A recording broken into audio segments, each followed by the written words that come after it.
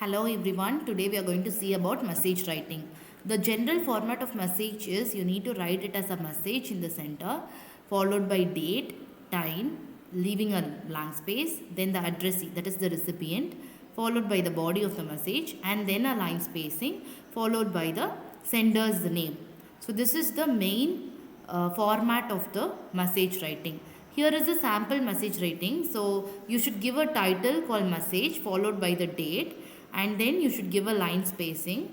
The addressee is a person who writes the message, followed by the short message can be of 2 or 3 lines, followed by the sender's name. This is the sample.